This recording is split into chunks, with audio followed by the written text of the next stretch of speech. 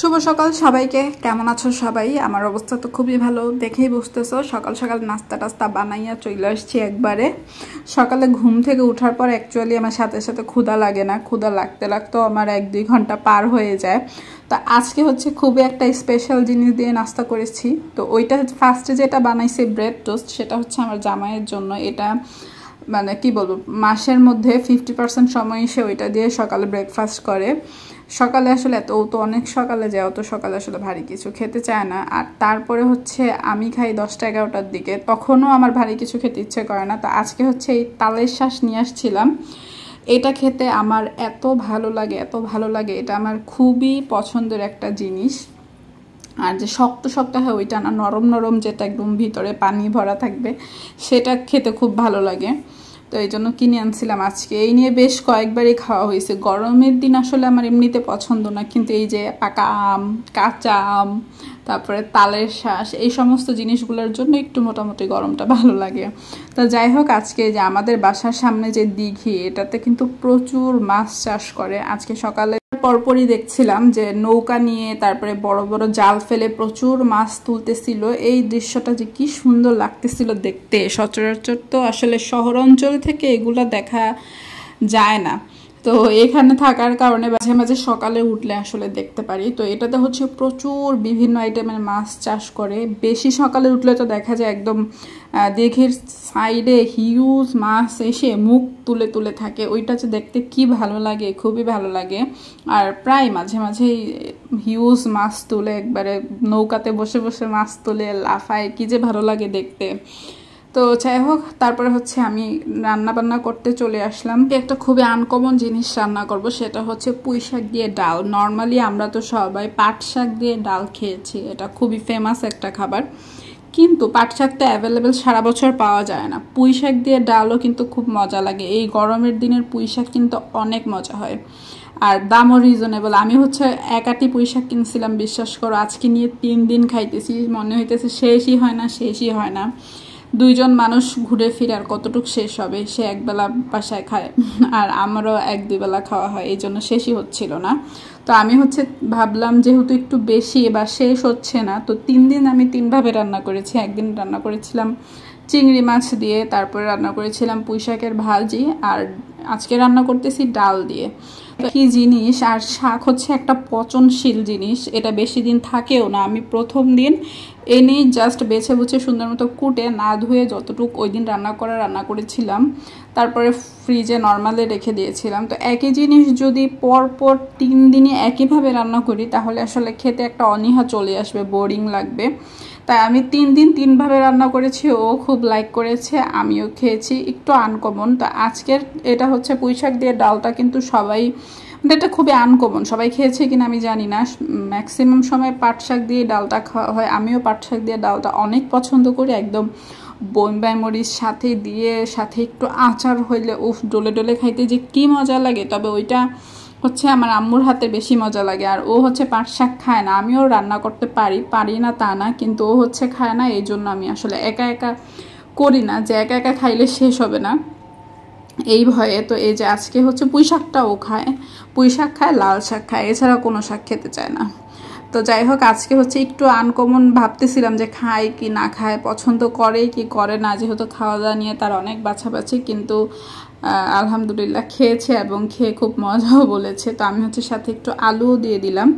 তো শাকের ক্ষেত্রে হচ্ছে অত বেশি ঢাকতে হয় না, তাহলে কালার নষ্ট হয়ে যায়। আর এই পাশে হচ্ছে আমার অনেক দিন ধরে ছোট বেলে মাছের যে গুঁড়া, ওইটা খেতে ইচ্ছে করছিল। নর্মালি কিন্তু আমি ছোট মাছ পছন্দ করি না, কিন্তু বাসায় তো আমার আব্বু নানান ধরনের, আমাদের বাসায় মাছ আনা হয়, ছোট মাছ, বড় মাছ। কিন্তু ও যেহেতু তেমন একটা মাছ খেতে চায় না, তাই আমাদের এ বাসায় মাছটা খুব কমই কিনি। তো আমার ছোট মাছ একদমই পছন্দ না, কিন্তু কেন জানি অনেক মনে চাইতেছিল যে এই ছোট বেলে মাছটা একটু কিনি। তো এই যে আমি হচ্ছে অল্প কিনেছিলাম, সেখান থেকে এখানে হাফ নিয়েছি এক বেলার জন্য, আর হাফ আবার আমি রেখে দিছি। আমি কাটতেও পারি না ওইভাবে ছোট মাছ। বড় মাছ কাটতে পারি মোটামুটি, আর বড় মাছ তো এমনি বাজার থেকে কাটিয়ে আনা যায়, কিন্তু ছোট মাছ আমি একদমই কাটতে পারি না। তো কোনো রকম যেভাবে পারি কেটেছি। আর এখানে হচ্ছে আমি মেখে মুখে বসাই দিলাম, ছোট মাছ আম্মুকে দেখছি সবসময় মেখে মুখে রান্না করে, আর ওইটাই খেতে খুব মজা হয়। আমি হচ্ছে এখানে এক্সট্রা আলু টমেটো এগুলো কিছু দেইনি, যদিও আলু টমেটো দিলে ভালো লাগতো। আসলে একা একা খেতে কোনো কিছুই ভালো লাগে না, সবাই মিলে খেলে একটা কিছু রান্না করলে শেষ হয়ে যায়, এই ভয়ে আমার কিছু রান্না করতে ইচ্ছে করে না। দেখা গেছে একা নিজে খাওয়ার জন্য একটা কিছু অনেক শখ করে রান্না করলাম, পরে কেন জানি ভালো লাগে না, মনে চায় না যে একা একা নিয়ে খেতে বসি। তো যাই হোক, এখানে ডালটাতে আমি পানি দিয়ে দিলাম পরিমাণ মতো, অত বেশি পানি দেইনি, তারপরে ঢেকে দিলাম, যেহেতু আলু দিছি, আলু না দিলে আমি ঢাকতাম না। আর ওই পাশে মাছটাও কমপ্লিট হইতেছে। এখানে শাকটা অলমোস্ট সেদ্ধ হয়ে গেছে, এখন আলাদাভাবে বাগার দেওয়ার পালা। তো এটা আলাদাভাবে আমি বাগার দেওয়ার জন্য ফার্স্টে একটু জিরার ফোড়ন, শুকনা মরিচ, পেঁয়াজ, রসুন এগুলো দিয়ে দিলাম। তো এটা আর এক্সট্রাভাবে আমি অন্য কড়াইতে ঢালিনি, এটার মধ্যেই তেল সহ যে ফোড়নটা বানাইছি ওইটা ঢেলে দিলাম। এটা খেতে অনেক মজা, মানে সিম্পলের মধ্যে গর্জিয়াস যারা বলে আর কি। আর গরমের মধ্যে আমার মনে হয় এই ধরনের পাতলা খাবার সবচেয়ে বেস্ট লাগে। আর গরমের মধ্যে সত্যি কথা বলতে কি ভাতই খেতে ভালো লাগে না, আর কোনো ভারী খাবার মশলাদায়ক খাবার তো অসহ্য লাগে চোখের সামনে দেখলেই। তো এখানে আমি আমার আরেকটা ফেভারিট জিনিস বানাচ্ছিলাম, এটা টমেটো ভর্তা। আমারও ফেভারিট, ওরও। ও যেহেতু বাসায় নেয়, ওরা আসলে রাতে বানাই দিব, আমি দুপুরে এটা আমার জন্য বানাইতেছিলাম কাঁচামরিচ দিয়ে এখানে পোড়া পোড়া টমেটো ভর্তা। তো এই পোড়া পোড়া টমেটো ভর্তাটা কে কে লাইক করো? আমার তো অনেক পছন্দ। আর আমার বাসায় আর কিছু থাক আর না থাক, সব সময় টমেটো আর শসা থাকবেই, মানে ওর প্রতিবেলায় সে যদি শুধু ভাজি দিয়েও ভাত খায়, তারপর ওর শসা আর টমেটো লাগবে। শসা একসাথে কখনো মাখায় খায়, বা কখনো চাক চাক করে কেটে দিই, টমেটোটা আলাদা করে মাখিয়ে দিই। মানে এইভাবে যত যাই হয়ে যাক, ঝড় তুফান বৃষ্টি যাই হোক, সেই সালাদ ছাড়া কিছুতেই ভাত খাবে না।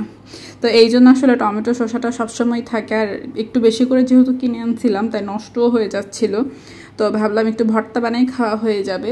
তো এই যে এখানে আমাদের বাড়ির একদম খাঁটি সরিষার তেল দিয়ে, বেশি করে কাঁচামরিচ দিয়ে, কেউ চাইলে একটু বেশি ঝাল খেতে চাইলে শুকনা মরিচ দিয়েও বানাইতে পারো, কিন্তু আমার অত ঝাল আসলে গরমে খেতে ইচ্ছে করতেছিল না, এই জন্য আমি এখানে টমেটোটা দিয়ে কাঁচামরিচ দিয়ে তারপরে বানাচ্ছিলাম। এটা খেতে অসম্ভব মজা।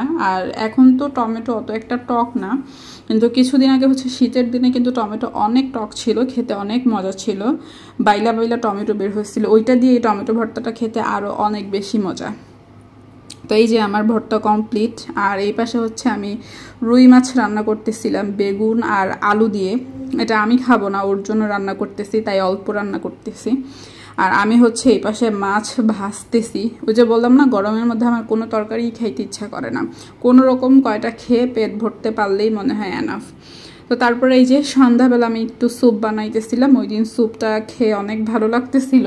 তো সারাদিন গরমের পরে বিকালে অনেক ঝড় তুফান হইল, মোটামুটি ঠান্ডা হয়ে গেছে একদম ওয়েদার, তাই ভাবলাম আজকে একটু স্যুপ বানানো যাক। একটু ঠান্ডা পড়লেই একটু মনে চায় একটু কাপ ভরে চা খাই, একটু গরম কিছু বানিয়ে খাই। দেখেন আল্লাহর কি নিয়ামত, সারাদিন এরকম কঠোর রোদ, কিছু করতে ভালো লাগে না, কাজ করতে ভালো লাগে না, খেতে ভালো লাগে না, কোনো কিছুতেই শান্তি লাগে না, অসহ্য গরম লাগে, ঘরের বাইরে তো বেরই হওয়া যায় না। আবার দেখেন একই দিনের মধ্যে জাস্ট কয়েকটা ঘন্টার ডিফারেন্স, একটা বেলার ডিফারেন্স, যে সন্ধ্যাবেলা আর দুপুরবেলা যে কতটা ডিফারেন্স। সন্ধ্যার পরে একটু বৃষ্টি হওয়াতে একদম ঠান্ডা হয়ে কাঁথা গায়ে দিয়ে ঘুমানো লাগে এক প্রকার। আর দিনের বেলা আসলে আল্লাহ চাইলে 1 সেকেন্ডে সব কিছু পরিবর্তন করে দিতে পারে। এই জিনিসগুলা আমাদের আরও বেশি বারবার করে মনে করিয়ে দেয় আল্লাহ কিভাবে চাইলেই তার নিয়ামতের মাধ্যমে 1 সেকেন্ডে সব কিছু পরিবর্তন করে দিতে পারে। আর মানুষ ভাবে, বলেন তো, কিছু কিছু মানুষ ভাবে নিজেদের একটু মুখ আছে বলে, একটু বিশ্রী ভাষা আছে বলে ভাবে যে আমরা অনেক কিছু হয়ে গেছি, আমরা চাইলে সব কিছু করতে পারবো। আসলে কিচ্ছু না, কচুটাও পারে না। সব কিছুই ভালো, মানুষের মন্দ। আমি যদি সারাদিন একটা মানুষের শুধু খারাপই চাই, কারো খারাপই চাই, হাজার বদদোয়া করি না কেন, ঘুরে ফিরে না সেটা নিজের কাছেই চলে আসে। তো আল্লাহর নিয়ামত ছাড়া আসলে কোনো কিছুই সম্ভব না। কেউ চাইলে, কে খারাপ মানুষ কে ভালো মানুষ, এটা তো আল্লাহর থেকে ভালো কেউই জানে না। তো শুধু আসলে টাইম ওয়েস্ট করে মানুষের ক্ষতি চাওয়াটা বোকামি। তো আজকের মতো টাটা।